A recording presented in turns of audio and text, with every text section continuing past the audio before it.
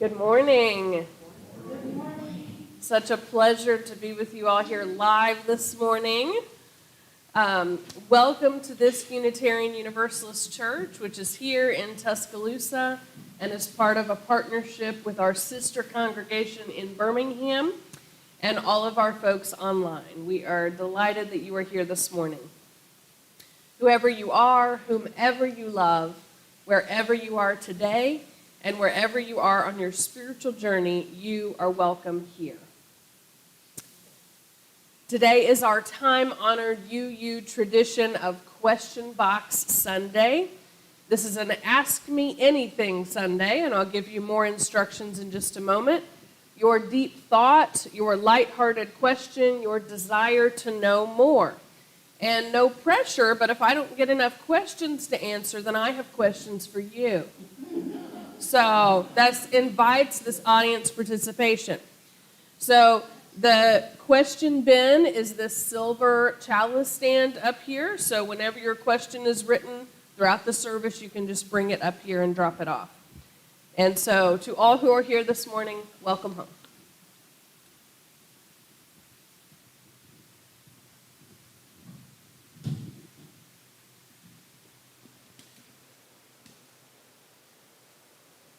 So next week is our annual tradition of All Souls Sunday. Please bring photos of your deceased loved ones. Pets can be included, any of your animal companions, framed if possible and labeled on the back. Every year we have ancestors left behind and would love to return them to their loved ones. This week is our big Halloween festival on Saturday. That is an outreach to our community. We still need volunteers and folks to come and participate. Please join us and especially invite folks with kids. We also have the following special announcements, first from Reverend Julie.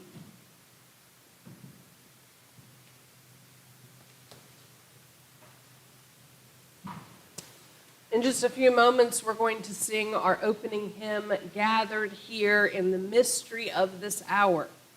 We never really know what's going to happen in a worship experience because worship is always a co-created experience, which is one of the things Matthew and I have talked a lot about as I've been mentoring him. In preparation for worship, I spend significant time thinking about each element of the service, each writing, each piece of music, every word of my sermon. And then on Sunday mornings, the Spirit moves and that script comes to life.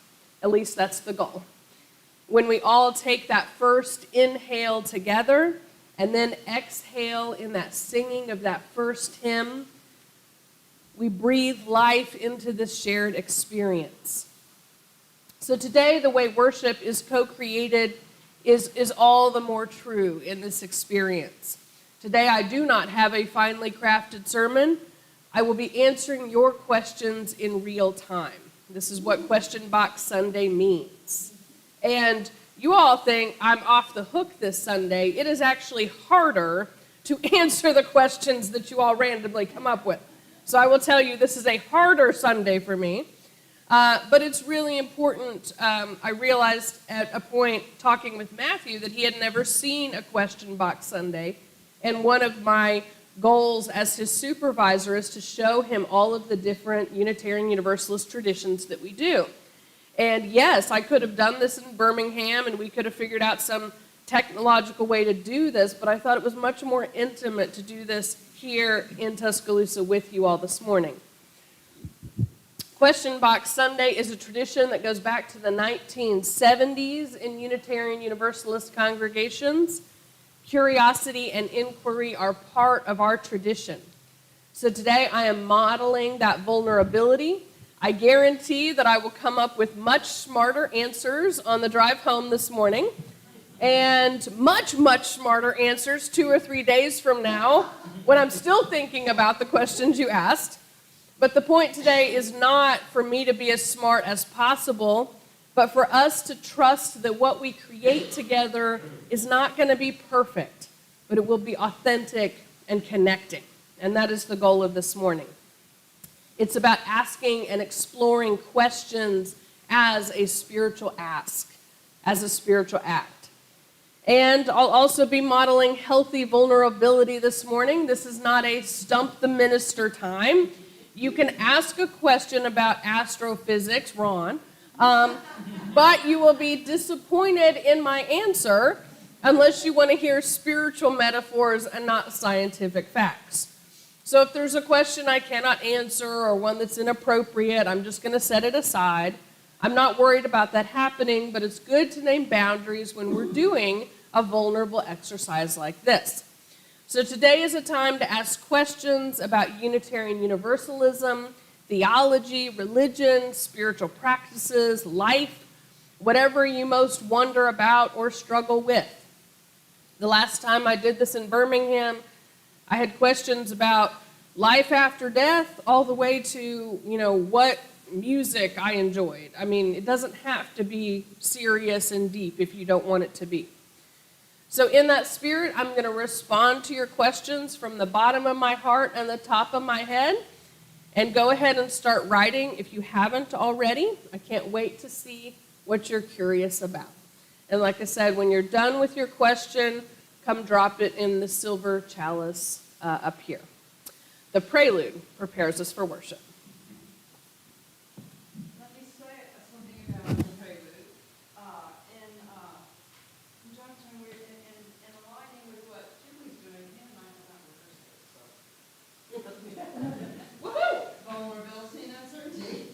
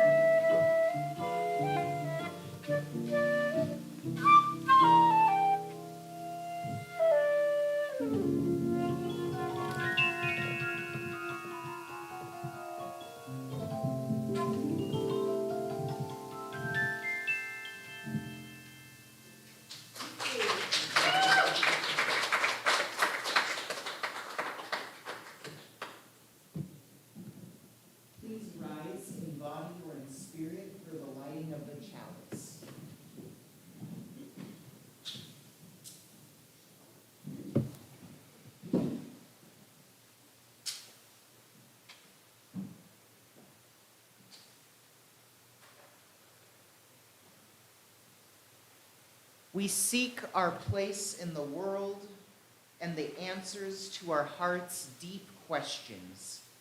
As we seek, may our hearts be open to unexpected answers. May the light of our chalice remind us that this is a community of warmth, of wisdom, and welcoming of multiple truths. Following our greeting, we will join in singing hymn number 389 in the hardcover hymnal. In the spirit of inclusivity and welcome, please take the next few moments to greet those in your immediate vicinity.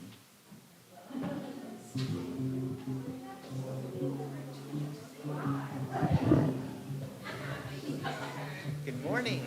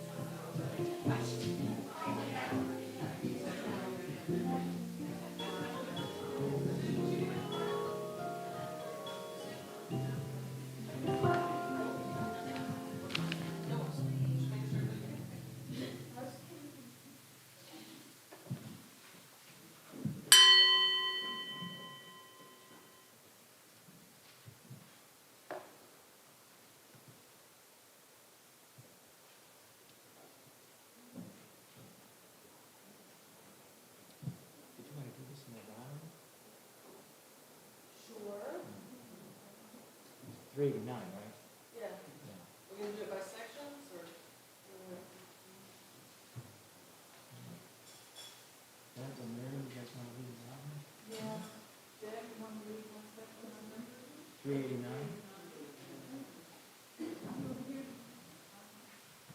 Or just do two sections? Are you played through once? Love it. You Oh, played- yeah, please. You do two, right?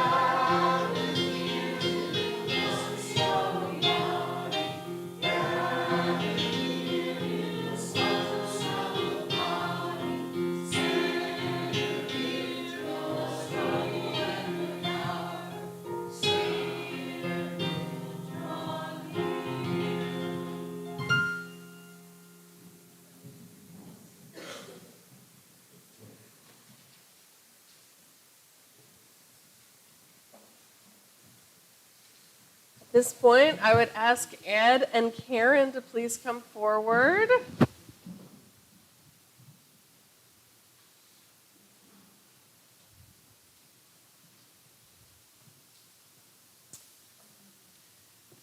Today we are doing one of our time-honored rituals, and that is sending forth Ed and Karen into the world, into their new location and life experience. Would you like to remind everyone where you're going? We're going to Atlanta. We're Where gonna, we have, yeah, go ahead. Well, our reason for going is that our daughters-in-law and 3 grandchildren live there and seem to be permanently entrenched there, so we want to be closer to them. But we are definitely going to miss all of you. It's been a wonderful part of our life. Yes.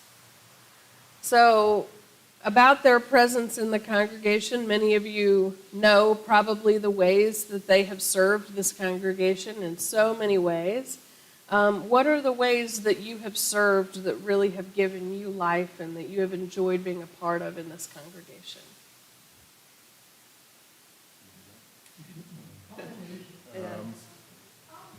just,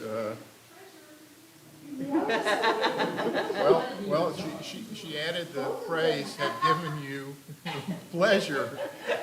And sometimes being treasurer was not pleasurable. I was also, we both been president. I was membership chair, I was worship chair, and I was treasurer for a long time. Well, what I would say is that when we came to this congregation, I very rarely took on any leadership roles in any other place. But because I felt comfortable with you all, I felt that I could do that here, and that it was important to do it because as a small congregation especially, it's hard to fill those spots. That led, I think, to a lot of growth for me.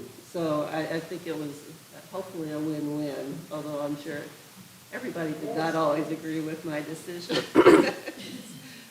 So I encourage everybody, leadership is an area that our congregation really, really needs support in. And so wherever you can, please step in. And, if you feel like you may not do the best job, feel like, well, I'll do the best I can. Thank you I both. wanted to, something I got a lot of joy from, and I hope it will continue, is that we've had a women's group going for probably 4 or 5 years now. And several of us are leaving, so there will be spots for people to step in, but it's mostly just reading and a short passage and discussion. So it's been very, very useful to me. Yeah. That's it. Oh. I suppose so. Depends on the story.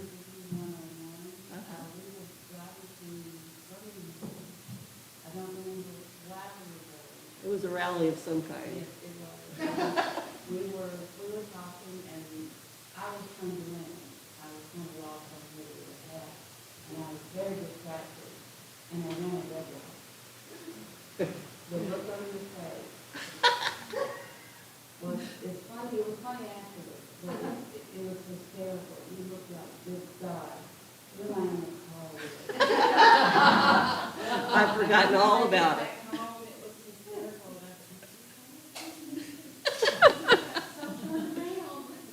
Anyway, I've always looked back on that and chuckled. But I did. I'm glad you're You were here. so gracious and so sweet. She didn't slap you? She did.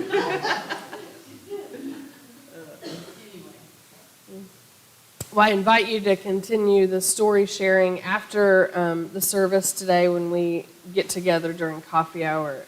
We will certainly miss the two of you very much. So,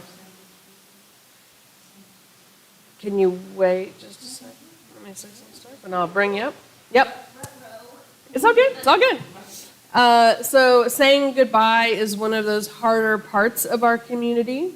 We've learned that saying goodbye is important to do, though. Instead of just letting people ghost into the wilderness, it's important to say goodbye and have closure and have a moment. Not that Karen and Ed aren't always welcome in this space, but it's important to make ritual of these different things.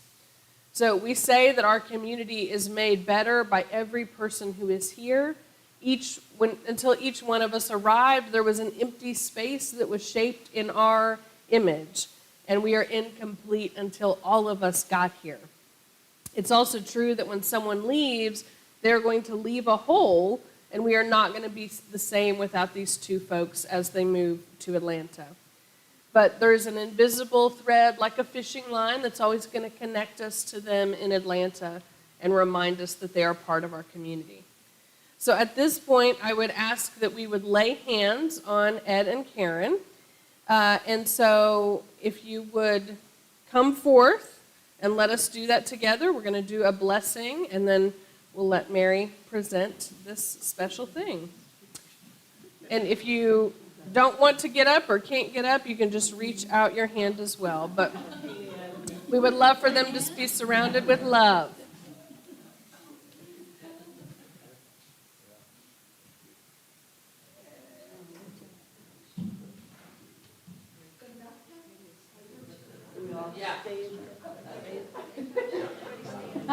All right. Put hands on the person in front of you. Everybody's going to connect to Ed and Karen that way. And if I could just sneak in here, I'm going to give Ed and Karen a little bit of water.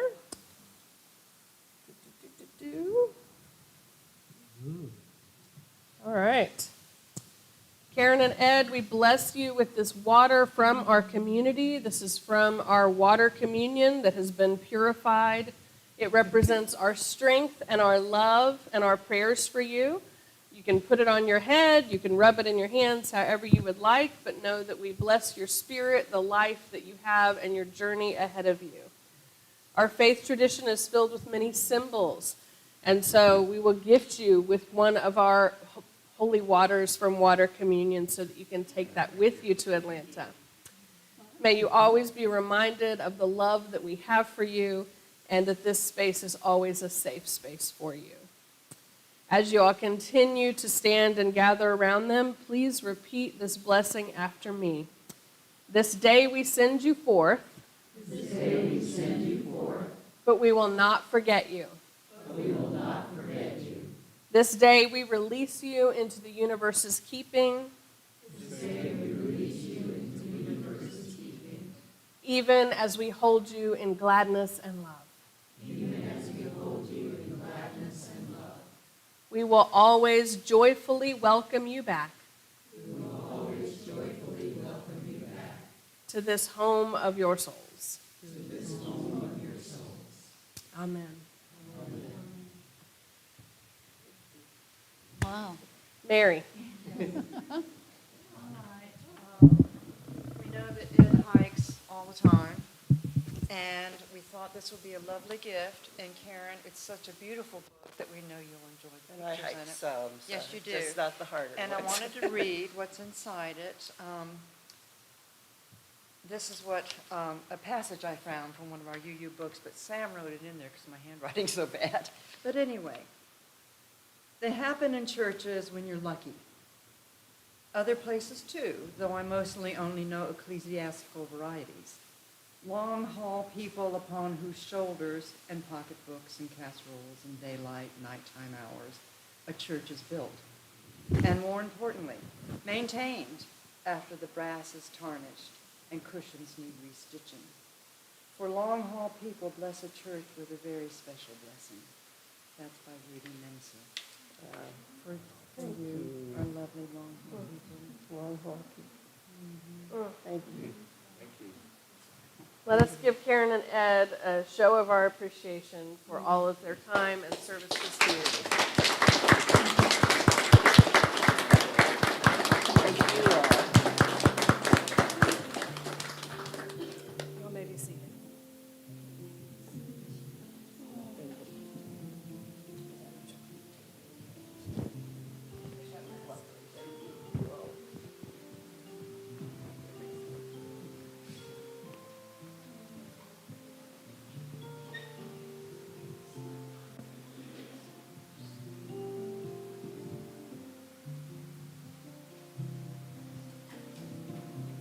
As exemplified by our ritual that we just carried out, being in community means that we go through this journey remembering remembering that we are not alone.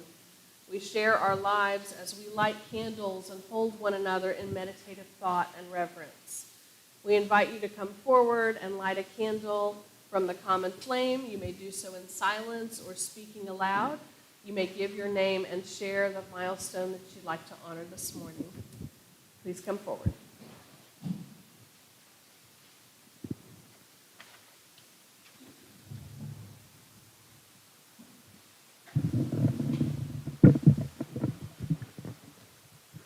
Good morning. I'm Shampa Dara. I had been very depressed with all the horrible things going around in the world. But yesterday, I went to see Alice Parker at Morning Point. And after about 2 or 3 weeks, and it was just wonderful to see her face light up, that it totally lit up my heart. And I've been on cloud nine since then.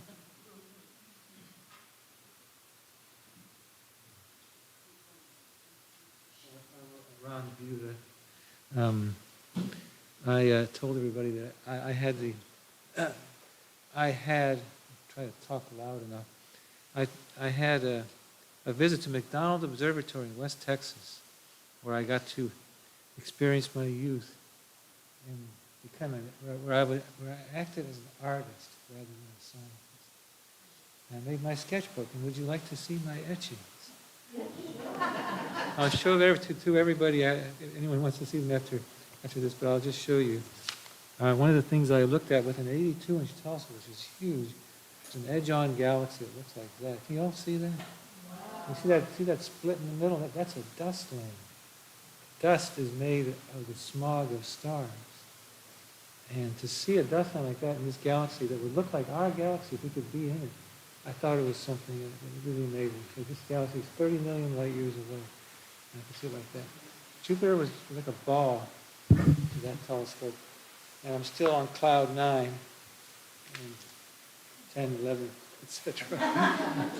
From that experience. So if anyone would like to see my etchings, I've got them.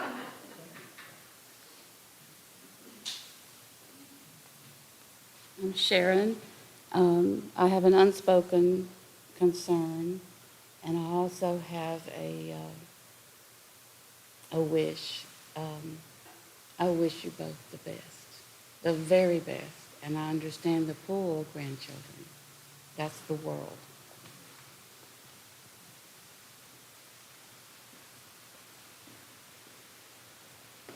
Hi, everyone. Mary Reese Freeman. I have a request to think of my husband on Thursday. His brother Bobby Freeman is taking us to Birmingham. We have a full day. A CT scan at 7, oncologist at 9, labs, infusion at 10:30, and to see the radiologist at 1:30. So it's going to be a busy day, and Bobby said that'll give us plenty of a chance to catch up. Thank you.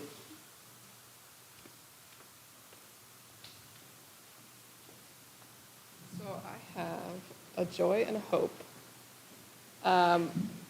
My family has been sick on and off for this whole fall since it's my son's first time out of the house for constantly with school. And so we are in the round of continual sickness, and we're kind of on the better side now, and I'm hoping it's almost over. So that's my hope.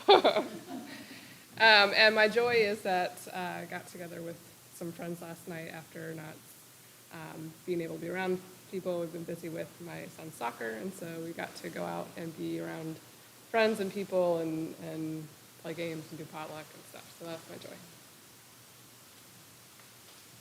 I'm just gonna, Karen Tenbarge, of course, light a candle because I won't be here for the All Souls service, and I want to remember my father who passed away, and who, although he was a Catholic, he was a great fan of UU Church and loved coming here.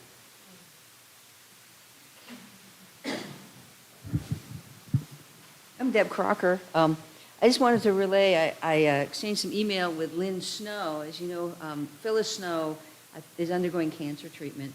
And Phyllis said that she's having, she's weakened and having some trouble, and the family's working through everything along with other, family issues, trying to keep things going with her, Phyllis's inability to do what she's always done.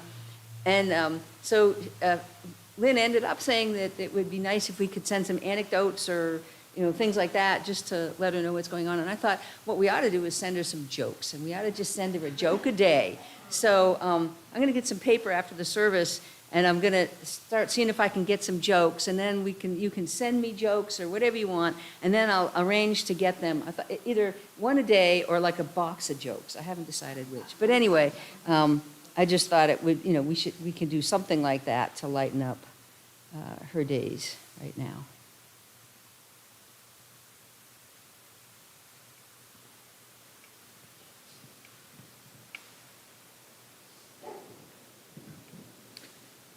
As the old saying goes, I'm still Jim Colby.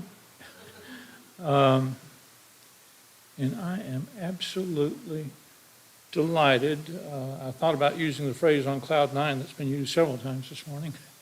But back a couple of years ago, I had the opportunity of visiting a different place like GA, General Assembly, or the church up in Birmingham, and discovered these assisted hearing devices.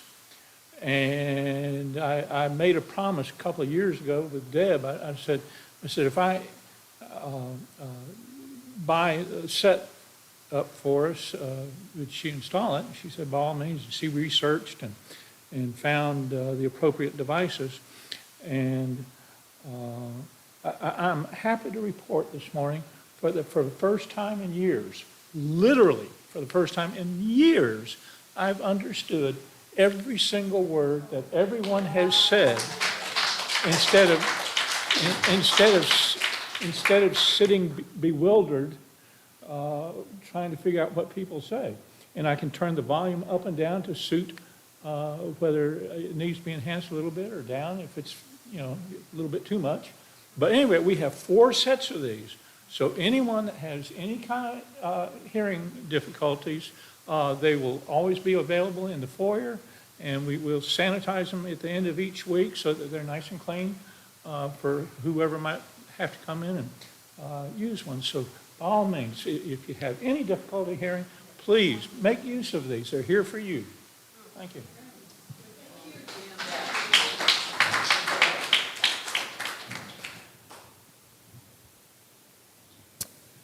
I'm going to light 2, one for the joy of being with you in person, and one for all of those other unspoken or unsaid requests and needs that need to be lifted up by our community. Let us join together in the spirit of meditation, followed by a moment of silence. The freedom to doubt, to question, to be content, to live in mystery is central to the liberal religious tradition. Like the process of evolution itself, the path that we follow, our practice, if you will, is not easy nor simple. It isn't without its dead ends or its disappointments. It doesn't guarantee that all of our conclusions will be final or that we will ever find an answer to all of our questions. But also, like the process of evolution, it is filled with great expressions of beauty and awe that are sometimes born of great struggle and at other times come as unexpected grace.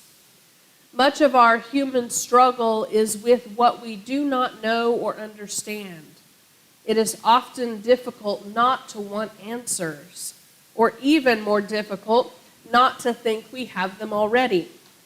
May we experience what we do not know as an individual failure, but as an invitation to community. May we seek not the true answers so much as the true questions, knowing that true questions make our lives meaningful, if sometimes restless, journeys. May we be grateful for the restless voices in our community. Let us take a few moments of silence to listen for the restless voices within ourselves.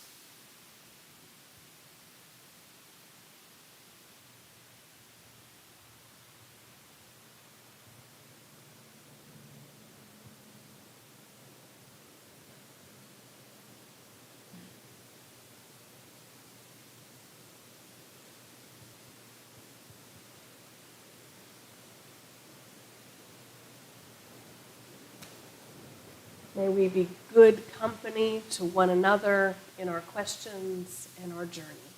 So may it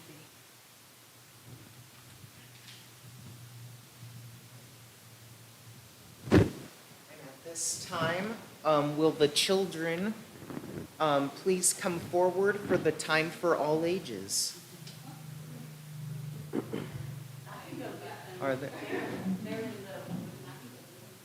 Oh, okay. I just couldn't sit on the ground. Otherwise, I'm really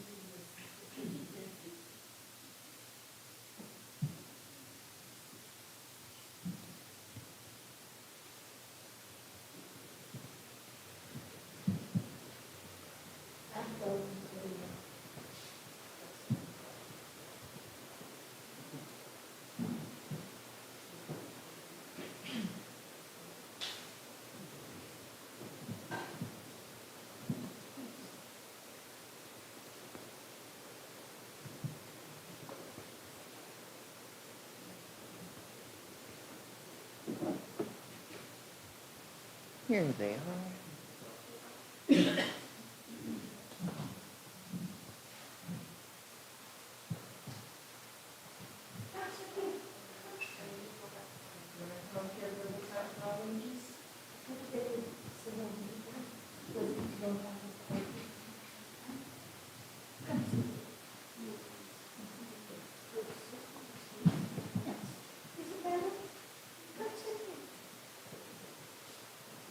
Hey guys, how are you today? Alright, so sometimes in life, we have a lot of big questions. For example, since the very beginning of human history, some people have wondered whether there is a God or a divine power who created everything or not. Another example includes people wondering what it means to live kindly and do the right thing.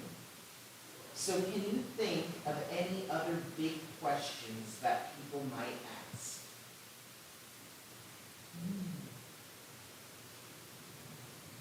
Any other big questions people might ask? Other audience participation is welcome. What big questions do people ask? Are there aliens? That's a good one. Why are some people so mean? Why do bad things happen to good people? Do you guys have any big questions that you think about? No. We got it all figured out. Isabella wants to know what's for lunch. All right. Well, the questions that we just raised are all very good questions. Now, how would you feel if I told you that you weren't allowed to ask? Oh, thank you. How would you feel if I told you that you weren't allowed to ask any of those big questions and that you have to agree with whatever I say is true? How would that make you feel? No way.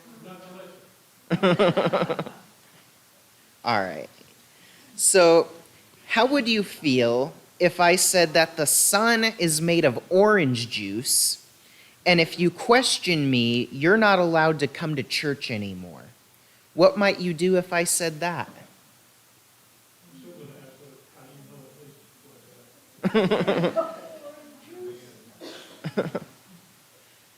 All right. Very good, yes. Um, so it wouldn't be very nice of me to tell you that you have to believe whatever I tell you is true and never ask questions, would it? Well, believe it or not, there are some people out there who don't want you or I or anyone else to ask questions. These bullies think that you should agree with whatever they tell you without questioning them, and that you shouldn't ever ask questions. In Unitarian Universalism, however, we believe that everyone has the right to ask hard questions and come up with their own answers without being told what they must believe. As you continue to grow, more questions might pop into your brain like the ones we've mentioned today. And some people might not want you to ask them, but it's important that we ask them no matter what anyone tells us to do. So why do you think it's important to ask questions? Any ideas?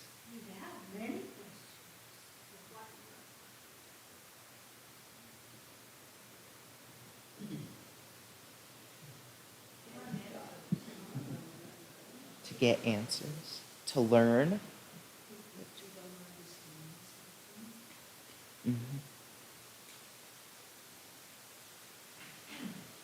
All right.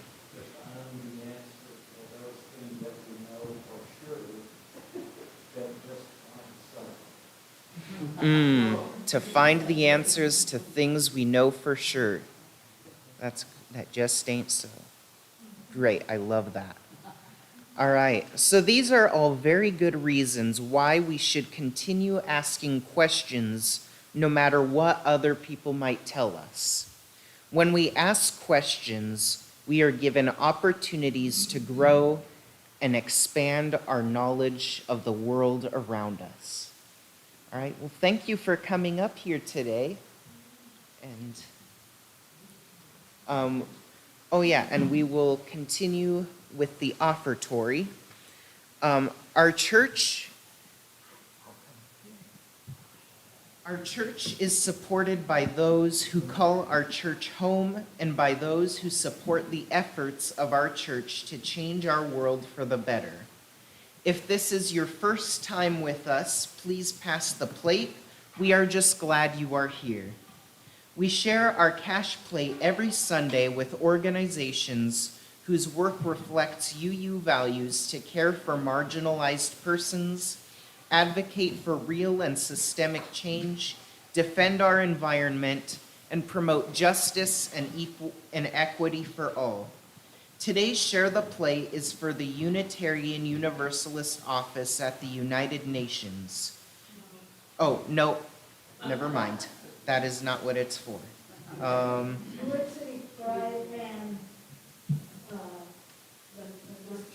Thank you. So we appreciate your donations either by placing them in the plate, by mailing your donation to the church, or by using PayPal, Venmo, or Zelle. More information is found in the order of service in the lower right corner. Thank you for your generous support of our church and our recipient. May we give in love and in hope.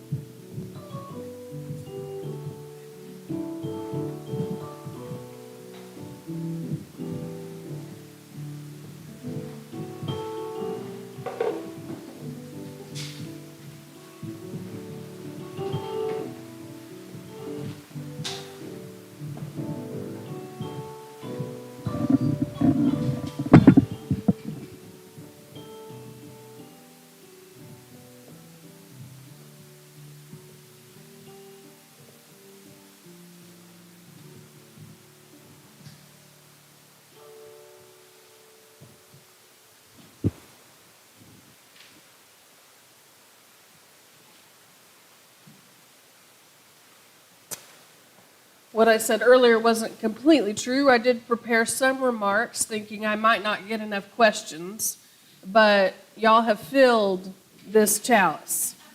So I'm just going to get into it.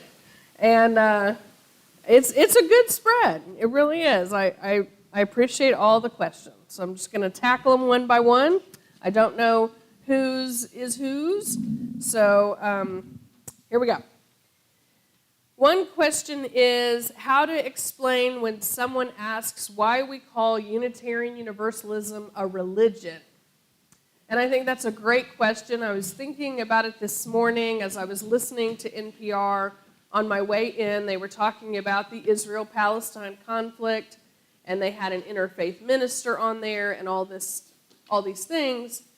And Unitarian Universalism confuses a lot of our interfaith colleagues and friends because we do come from the Protestant tradition. But if you think of it, we are the rebels from the very beginning. We are that thread from the very beginning of Christianity that said, wait a second. Like that particular belief is a little weird to us. And so we're going to explore something a little different. So for those of you who are new to Unitarian Universalism, that Unitarian is from that those initial conversations about Jesus being divine and the only Son of God. And we had some Unitarian forebearers who said, wait a minute, what is this Trinity? This is not in the Bible. Like, where are you getting this, people? And so that Unitarian is to say that in the beginning we believed in one God, okay? And there were lots of interpretations of that. The Universalism was that rebellion when there was all that conversation about hell and damnation and condemning people, that there were a group of people that said, if God is love, how on earth is there hell and damnation? So we are literally the product of those rebels factions from theology to where we said we believe something different. And so the reason I think Unitarian Universalism is a religion is because we're still playing into that. We're still fighting for social justice in the ways that marginalized people are being excluded from different things. We're still believing very different things from the people around us. But we come together on Sunday mornings. Some people call it worship. And the etymology of the word worship means to give voice to that which is of worth. Right? And so can we do that together? Can we sit in a room and talk about what is of worth? Community is of worth. Love is of worth. Peace is of worth. All of these wonderful things. So we do those things differently. And every time I give a definition in a sermon about one of those theological, spiritual words, I'm not making up a side definition. I'm giving another definition to the word. So we have to remember that we may not be the majority culture, but we are very much a legitimate faith tradition that deserves to be heard and seen in our community. What is your advice for people who wrestle with a lot of deep questions? What is your advice for finding the resources to answer these questions for ourselves? So for this question, I was thinking of one of my spiritual ancestors that I rely on a lot, and that is Leonardo da Vinci. And so Leonardo da Vinci kept a notebook where he literally would sit down and just write out questions over and over and over. Anything that came to mind, he wrote all those questions down. And then he would go through a process of prioritizing. What questions keep coming up in this list of questions and focusing in on those that were really, deeper at his soul. So I would encourage whoever wrote this question to engage in that spiritual practice of writing out questions, seeing what questions keep coming up in that list of time, and focusing your research and efforts on those. I think that's a good practice.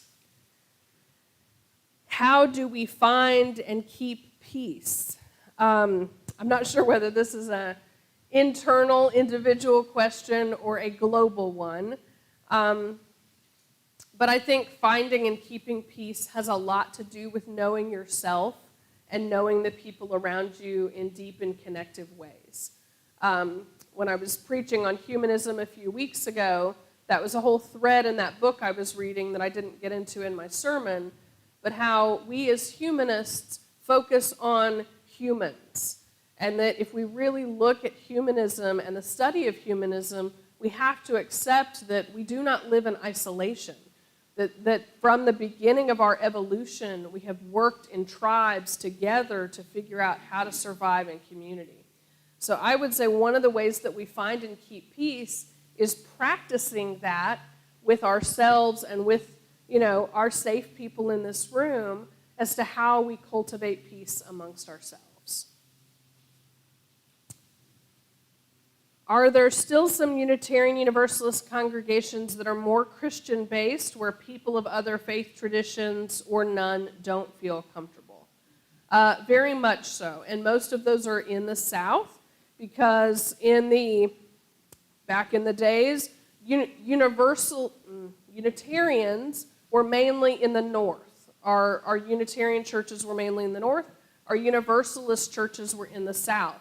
And Universalist folks stayed Christian a lot longer than the Unitarians. The Unitarians have been, toying with atheism for well over a century, whereas the Universalists were really trying to stay within that Christian mindset, except for the hell piece, right? For the hell piece. The belief in hell. Yeah. So there's a couple members of the congregation in Birmingham, actually, that still will describe themselves as Universalists. They are not Unitarians, they are only Universalists. And those churches were way more common in the South. I believe this pulpit, if I'm remembering, this pulpit is from a Universalist church, not a Unitarian church, that was in, smaller town Alabama. So I think that prevalence, there are still those churches out there. A lot of them are very tiny and lay-led just because they are still in the rural outskirts of the South. But they certainly do exist. And I would hope that everyone would feel comfortable anyway, even if they are more Christian-based. But I can't say that for myself. Another question about other faith traditions. This one says, I'm a Wiccan and blending my faith with the UU values and learning to come together with others from other faith traditions. Do you have advice for me as I open myself to this new journey with all of you? Well, my first thought would be to connect you with our pagan group in Birmingham, because they are really hardcore and doing a lot of really exciting things, but I know that we're trying to start one here at this congregation as well. So that one I will say, come talk to me later about, but I know that a lot of our pagan folks in Birmingham find great benefit in being together with the Unitarian Universalist tradition. Next one, is there a spiritual purpose in suffering the pains and indignities of older age and the dying process? So, the word that throws me off here is purpose. No, I don't think that people suffer and die because there's some, cosmic divine purpose for that. But I do think there is spiritual benefit to aging and experiencing suffering and going through the dying process. I had one of the elders in Birmingham come to me recently, and she's going through this stage where she's just like, if it doesn't give me joy, I don't want to be a part of it.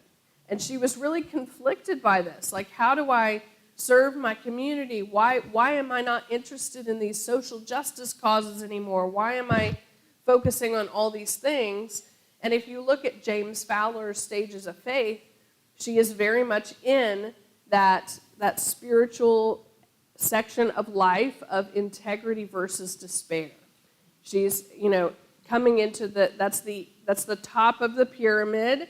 That is folks who have gotten to that point of life that are aging and getting closer to death than if we look at natural death. And one of the things that they wrestle with is, how do I have integrity in my last days? What does that look like? And the piece that I would add to that I've been thinking a lot about recently is what does a good death look like to you?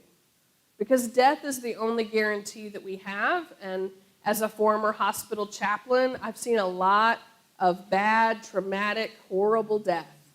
I saw a woman who was kept alive on machines for 1.5 years because her daughter couldn't let her go. And so I would say to the person who feels that suffering and is reckoning with, becoming an elder, to think of those things, of how can I prepare my last days, however long that is, to be ones of joy and health and sustenance and getting the things done that I need done in order to feel good about whatever happens next.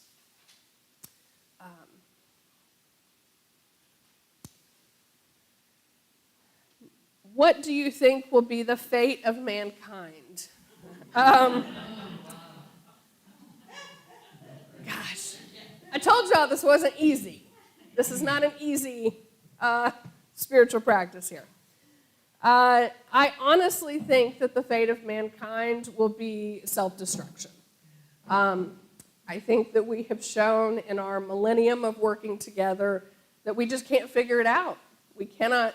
We're in 2023, and we're watching literal wars unfold with just bigger and better technology. And if we can't sit down at a table in 2023 and figure out how to live together on this planet, I'm not sure when we're going to be able to do that. But I was in a panel with a bunch of indigenous women when I went to the Parliament of the World's Religions a couple months ago. And a similar question was brought about here of this despair of, how do we save the earth? We just can't do enough. And the pieces that we as individuals can do don't compare to the destruction that industry causes on our planet. And those are things we can't fix unless we start chaining ourselves to fences. And what one of the indigenous elders said, which I thought was so wise, is the earth will go on. And that as an indigenous person who is very connected to the earth, there was no despair for her, that humans are either going to figure it out or we're not, but Earth is going to figure it out, and Earth is going to survive without us. And so I don't know if that was peaceful or not, but that's my hope, is that, the beauty that we're surrounded with, this nature that has survived so much of our oppression, is going to continue on whether or not we're a part of it. And so my hope is that we could teach our children to be better with that. And the second question kind of goes with that. How long do you imagine our technological civilization will survive?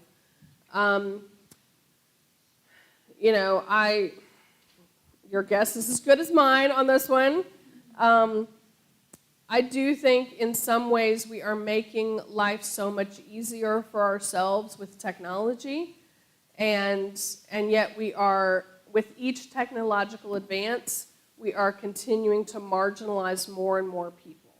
If you think about the self-checkout at Walmart and Target, yeah, that's really convenient. I prefer it too, because then I don't have to talk to anyone. I can just go get my stuff done. But we are taking jobs away from people who are doing that, and creating sustainable living for more people.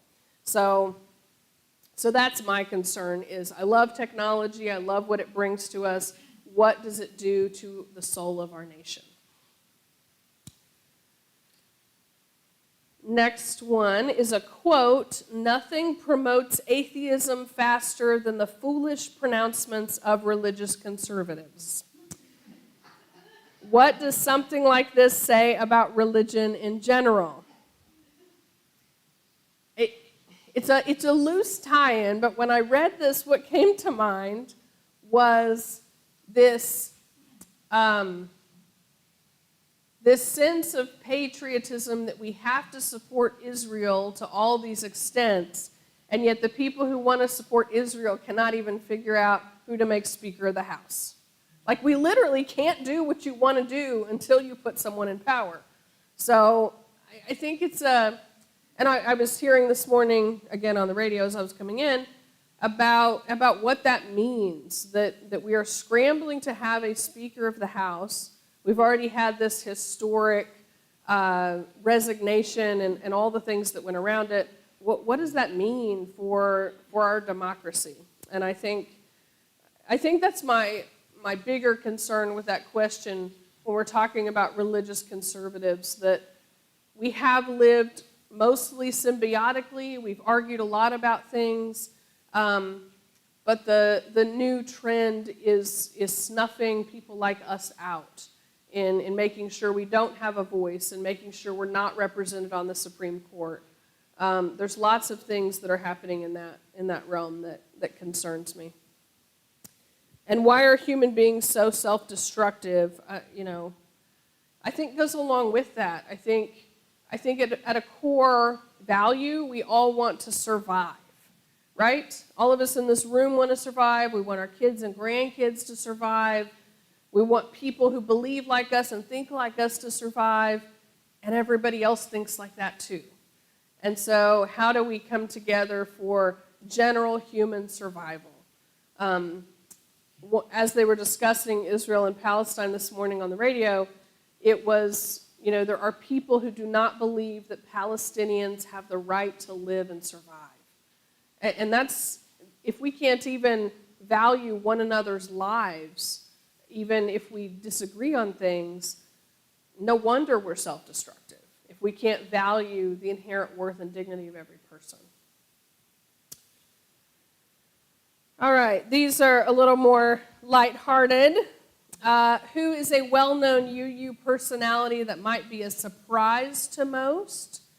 I don't know that this is a surprise, but the director of Barbie, Greta Gerwig, is a Unitarian. And if you've watched the Barbie movie, I mean, it's the Unitarian Universalist thesis right there in there. I mean, it's just very, very apparent. So that's the one that was coming to mind, but I couldn't think of any that were a surprise. Cher? Surprise. I'm surprised. That's amazing. And she's on the famous UU list. I love it. I love it. Any others that y'all would like to lift up? Surprising UUs? I would like to just add that Greta is also a member of UUTuscaloosa. Yes, yes. And she has a Bible there. Yes, she has a library movie from UUTuscaloosa. Yes, yes. Amazing, amazing. All right. I know a lot of historical figures. I just couldn't come to mind any recent ones. Okay, do the following exist? I love this one. Bigfoot, angels, the devil, and God. I mean, this card right here is like a whole sermon, and probably a 4-part series, just to put that out there. As it goes with Bigfoot, I'm going to say we have not explored our earth enough unless we can exploit it. And so I don't know what other species are out there. I'm just going to leave it at that. Angels, the devil, and God. The devil I'm throwing out. That is a medieval construction meant to scare people. No, that doesn't exist for me. Angels in the biblical definition, I find really hard to believe. As I talk about when I do funerals and memorial services, we are people of energy. And if we look at the first law of thermodynamics, energy cannot be created nor destroyed. So where does our energy go after we die? That's a question. I'm pretty sure my grandmother's energy is still living in my home. And she has convinced my husband even recently and freaked him out. So I'll leave that there. And then as for God, I'm going to say what Richard Dawkins said when I got to go hear him speak live. He said, I'm 99% sure that there is no God, but I don't spend a lot of time thinking about it, and I focus my actions on assuming there is not one. And I think that's what we have to think about, especially with social justice issues. Whether you believe in a God or not, we have to do the work. I don't imagine a divine reconciling and, coming in to save the day. So we need to do that together. Does the UUA have any official document relating to pacifism? Absolutely. Will that change due to recent events? Absolutely not. Some of you may have seen the UUA president put out a statement where she was talking about the innocent lives in both Israel and Palestine and mourning that. And, it was not satisfactory to the Jewish community at all. In fact, I'm in a thread of UU Jewish folks who were just really mad that she made that statement, which was valuing Palestinian lives. So I don't think that's going to change. I think the pacifism will still stand. I think we have an action of immediate witness that calls for peace in the Middle East that was written years ago. But I do think it's something we need to think about. When all this came about, I was really trying to rationalize it one way or another, which is what I do. And I started thinking about past wars, the American Revolution, the Civil War, all these things that have happened. Did these things happen? Did civilians get kidnapped from their homes? Was there rape? Were children hurt? All of these things. And in my preliminary look, exploration of those questions, the answer is yes. I mean, we have always done this to one another. And that doesn't make it any more justifiable today. It's an awful, awful thing that is going on. And again, we have to figure out how we work through that, and especially as people that value human life on both sides. So, on my way here, I saw a church sign that said, "God does not change, truth is absolute." In what ways is truth absolute, and in what ways is it changeable? I'm going to go back to what I said earlier about I think we're all trying to survive. I think that truth is absolute. But what does that mean? As you start relating to other people, it starts getting a lot more confusing. I'm not a big truth is absolute person. I can stand here and say, I believe X today, but I might get new evidence tomorrow. And so I'm not really hung up in that, truth is absolute business. And I think as you use, we live in that nuance. We live in that area of, I don't know. And we're okay with that. And a lot of people aren't. I have folks come to my office and say, tell me what to believe. And I say, I'm not going to do that. That is not my work. It is your work to figure out what you believe. My job is to spread out a buffet for you and to let you choose some things and to think about some things and wrestle with some things. But my job is not to tell you what to do. And so I think we are the antithesis of the truth is absolute people, because we recognize that something that was true yesterday may not be true today, because we may have new evidence for that. And that happens with science and with our continual call for the search for truth and meaning and what that looks like. I was just reading an article about the nature of the Big Bang, and there is a new theory out there that sound occurred before matter did. And they're trying to figure out what that was, and they have created a recording of what they think those first sounds were like. And that's just kind of epic to me of, what are the sounds of the world coming together.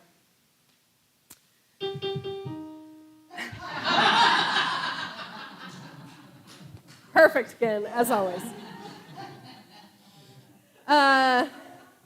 What is something that has made you laugh recently? My 5-year-old always makes me laugh. He is, I wish he was here with us this morning. The boys are actually at scout camp with their daddy. And he He just says the cutest things and the most epic things all the time. And so he makes me laugh all of the time. What is my greatest parenting challenge? I think the greatest parenting challenge for myself and for a lot of parents that I'm in parent groups of is that my generation of parents is trying to do things differently, like not as we were raised. And it's not, a lot of folks hear that who are my parents' generation, and they think, oh, well, you're judging us because, we raised you. And that's not it at all. We have taken a hard look at our childhood, the pros, the cons, everything, and we said we want to do something a little bit differently. And that's hard to do. That is countercultural, to not just take what you've been given and pass it on forward. And it's really tough to do that. And for a lot of folks that I'm in these groups with, the transformation is to gentle parenting. Whereas a lot of folks, spanked their children when they were misbehaving. We sit our children down and we try to explain it, and we try to talk about it and all those things. I'm sure a lot of you did that with your own kids. And for those of you who may not remember, it's a lot more work than just smacking them on the butt. And sometimes I'm tempted, would this be easier? But that challenge of I'm going to sit down, I'm going to talk to you, and we're going to figure this out together is a really big challenge for me.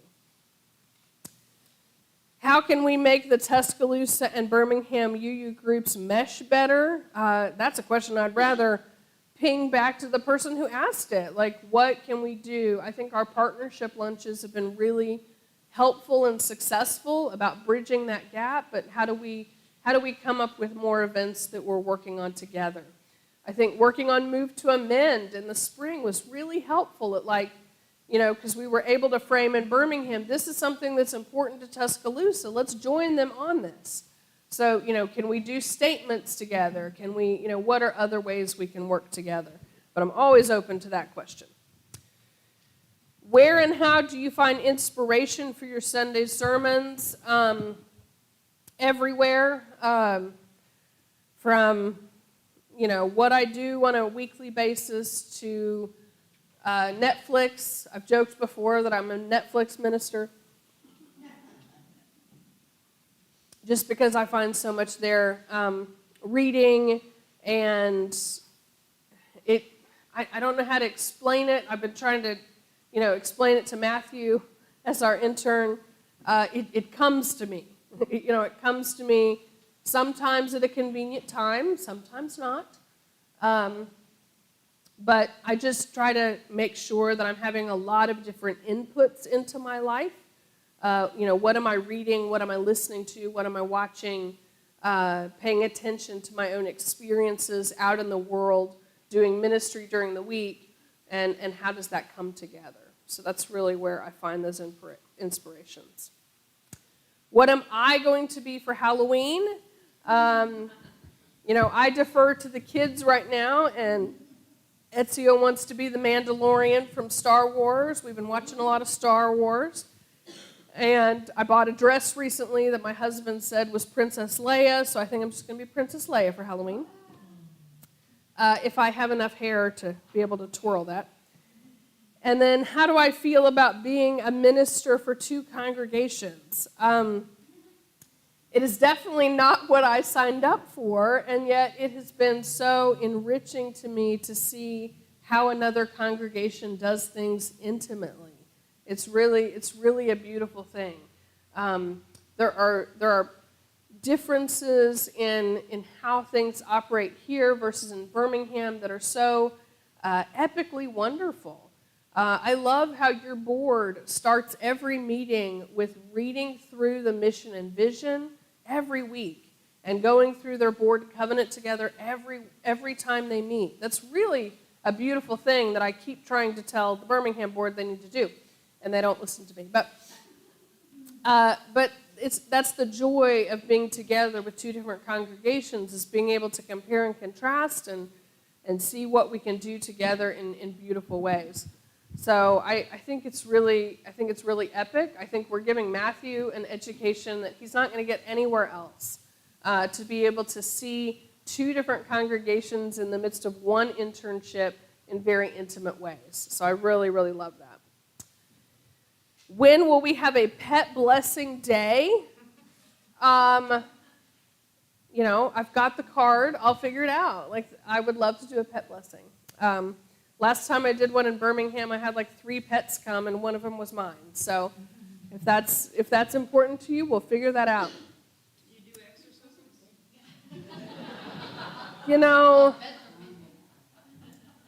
I had a cat who's no longer with us, who was always the red tape on the folder at the vet. This cat will kill you. And every time I would go to a new vet, I would say, my cat does not like you. He will try to kill you. And they would always be like, yeah, we've dealt with cats. We're fine. And then they would have 4 big human people trying to hold my cat down for a simple thing. And they would realize, oh, your cat's different. And I said, yes, I've tried to tell you this. So I was so excited during the search process when I was in Birmingham for a solid week, that first week, and I got to ride home with a pet psychologist. And I was like, this is it. I can figure out what is going on with my cat. And so I talked with him the whole ride home, and he said, with deepest respect, I don't think it's the cat. I think it's how you're raising him. So, all that to say, we love all of the children with fur in all of their ways. Another question about the UUCB-UUCT partnership. What are the biggest challenges from your standpoint as a minister? And I think the biggest challenge is building trust between our congregations and helping you all to communicate with each other. Because for a while, early on in that partnership, it was me. I was the liaison between both congregations doing this. And now that we've had these partnership lunches, now that you know people up there, it's becoming a lot more cohesive. It's about you all, not about me being stuck here in the middle. And so I think that's the biggest challenge of just how do you trust the Birmingham congregation and vice versa. The Birmingham leadership is very much wanting this group and this entity to survive and to be your best selves. And how do we communicate that? And for you to hear that from someone other than me is, I think, what's really epically important. So forging those relationships, I think, is the biggest challenge, just because we have some distance between us. But I hope that we can continue to find ways to bring our two congregations together. And then I had a lovely note about how I wish I could be here more often, and I wish I could be here more often too, but please know that I do see myself as your minister very much, and I'm here however you need me. I do pastoral care on Zoom all the time with folks from Tuscaloosa, and if need be, I can always drive down here. So please, even though we're figuring this out and there's a distance here, know that my heart is with you always. So that is the end of my questions. Thank you for participating. Oh my goodness, I hope I answered your questions relatively adequately. And let us move on to close out the service. Thank you all.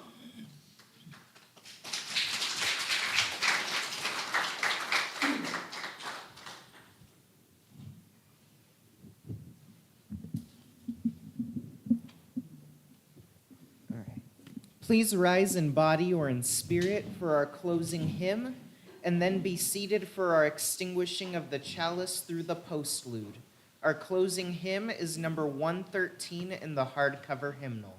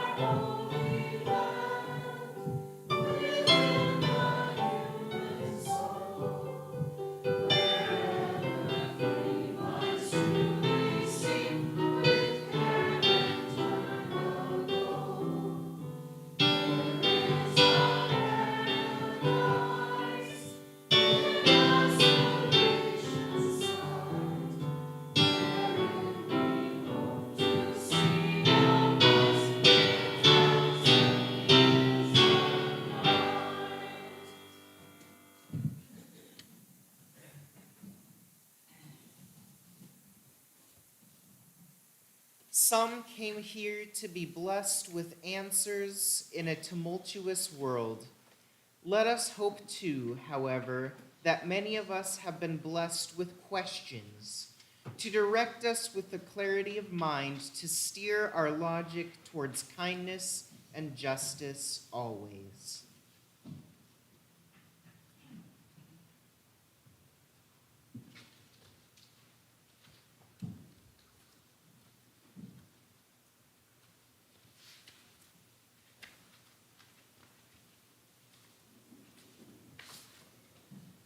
Questions rise up within our souls, born of fear and delight, sorrow and confusion. Questions live with us, shaping our choices and our search for truth. Help us to embrace them on the path of vulnerability as they point our way to where we long to go. May the questions that live in your heart inspire you to live the life you are called to give, clarifying your days, comforting your nights as you share gifts with the world that only you can give. May it be so. Amen.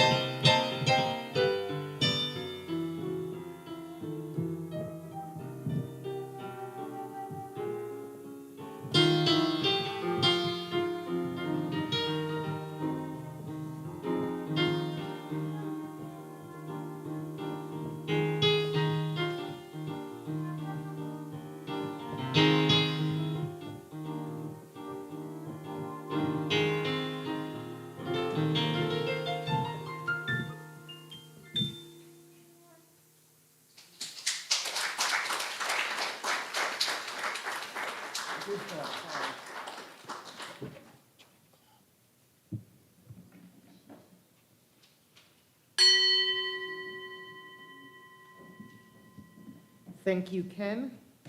Thank you all for being here. The service is ended.